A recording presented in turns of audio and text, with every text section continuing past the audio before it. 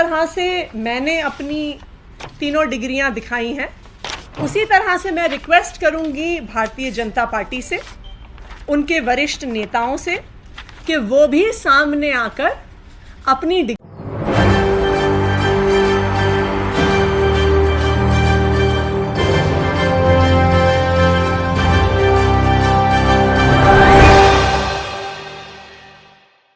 नमस्कार, मैं हूं राहुल शर्मा। आप देख रहे हैं SP9 न्यूज़। स्वागत है आप सभी का आज के इस प्रोग्राम में। और प्रोग्राम की शुरुआत प्रधानमंत्री नरेंद्र मोदी की फर्जी डिग्री को लेकर, पीएम मोदी की फर्जी डिग्री को लेकर सवाल खड़े हो रहे हैं और ये सवाल विपक्षी पार्टियां खड़ी कर रही हैं।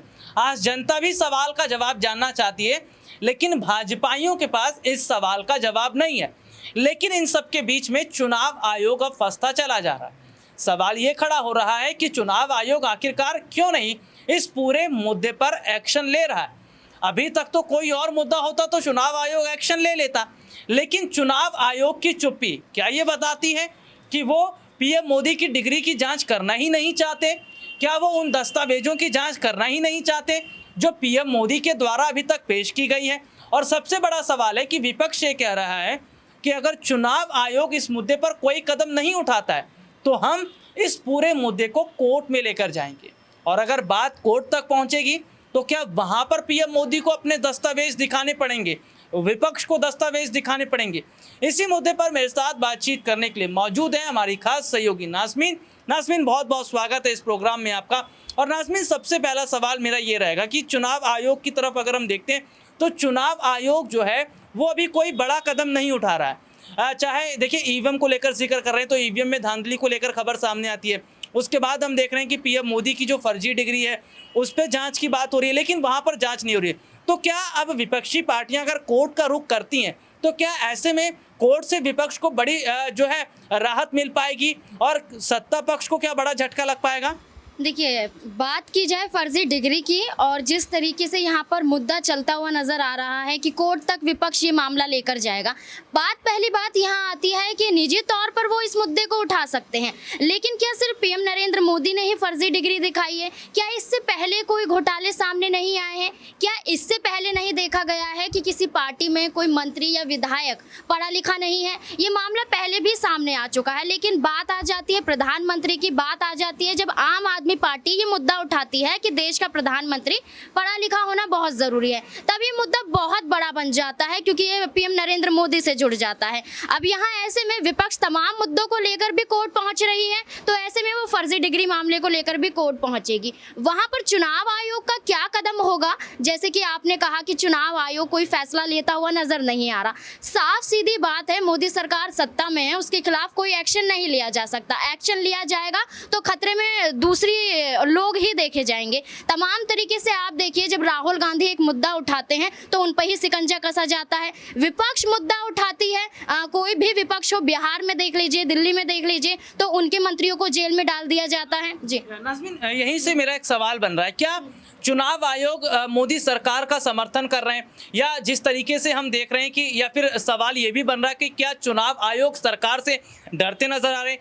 क्योंकि यहाँ पर बात प्रधानमंत्री नरेंद्र मोदी की हो रही है, उनके खिलाफ जांच करना, उनके दस्तावेजों पर जो है बात करना, या उनकी डिग्री से जुड़ी चीज़ों पर बात करना। तो ये कहीं ना कहीं हम देख रहे हैं कि भाई चुनाव आयोग अगर ऐसा करता तो वो खुद फंसता नजर आएगा।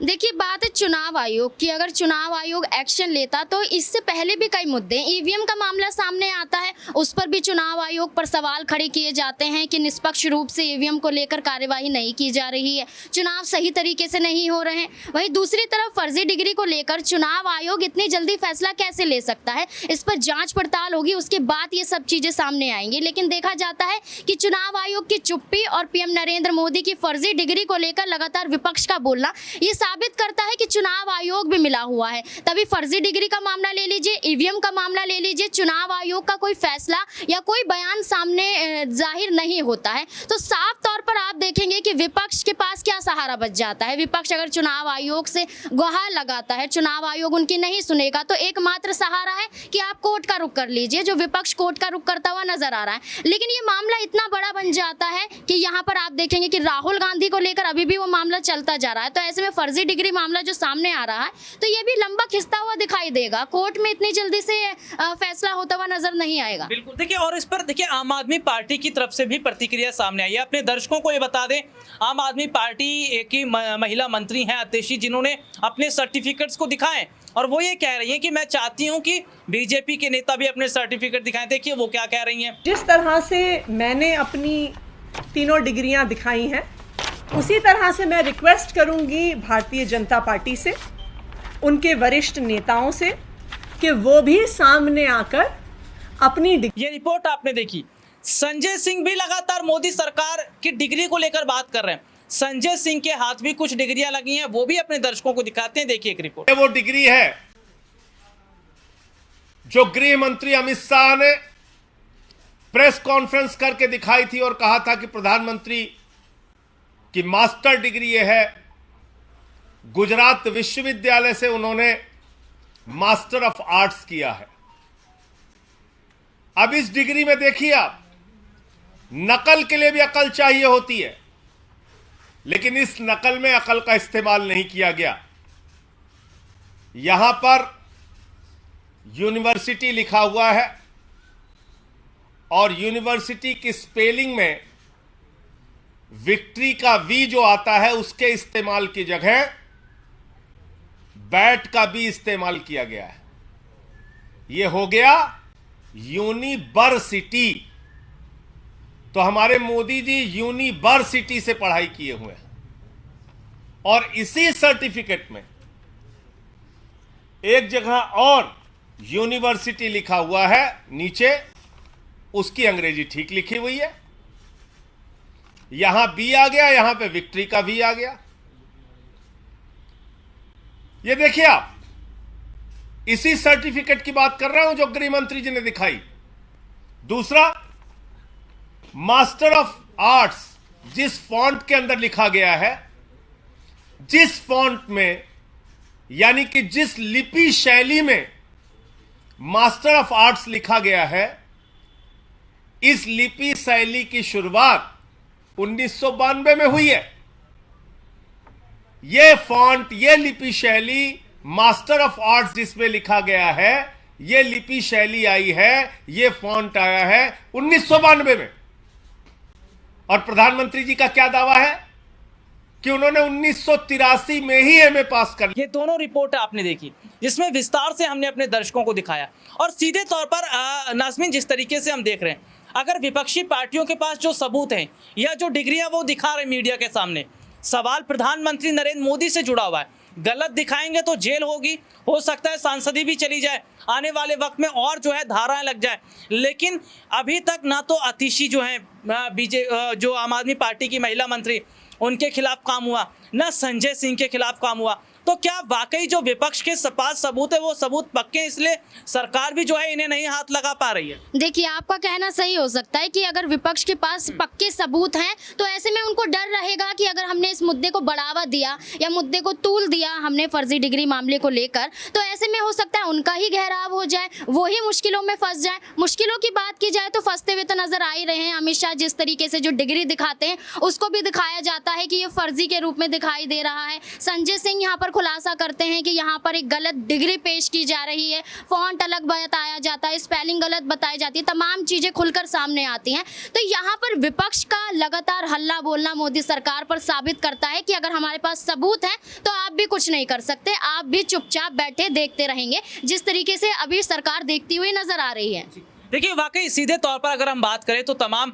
आज राजनीतिक पार्टी के नेताओं ने जिस तरीके के सबूत दिखाए हैं, आज भाजपा में हड़कंप मचा हुआ है।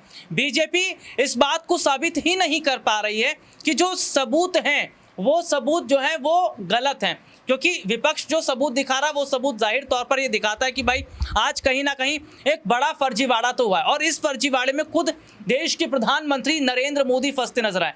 हालांकि भाजपा इस मुद्दे पर कैसे सफाई देगी या बीजेपी कैसे इस मुद्दे को जो है वो सही साबित कर पाएगी, ये तो कह पाना बहुत मुश्किल है। लेकिन कहीं ना कहीं जो हालात इस वक्त के बने, और मैं जनता से भी यही सवाल पूछना चाहता हूं कि क्या अगर जांच विपक्ष की हो रही है, विपक्षी पार्टी के नेताओं के खिलाफ अगर जांच हो रही है, तो जांच क्या पीएम मोदी की डिग्री पर नहीं होना चाहिए?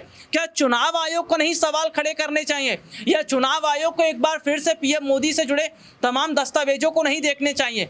और क्या वाकई जेपीसी जांच नहीं होनी चाहिए अडानी के खिलाफ? क्यों ऐसा हो रहा है कि पक्षपात वाला काम हो रहा है? विपक्ष है तो छापे मार दो, सत्ता पक्ष है तो छापे मत मारो। तो क्या वाकई इस तरीके की स्थितियां जाहिर तौर पर बताती हैं कि एक बड़े बदलाव को देखा जा रहा है? नाज़मीन, एक आखिरी सवाल मेरा रहेगा, और ये सवाल है कि क्या आज सरकारी एजेंसियां मोदी सरकार से डरी हुई हैं, इसलिए वो सरकार के खिलाफ जो है नहीं बोल पा रही हैं?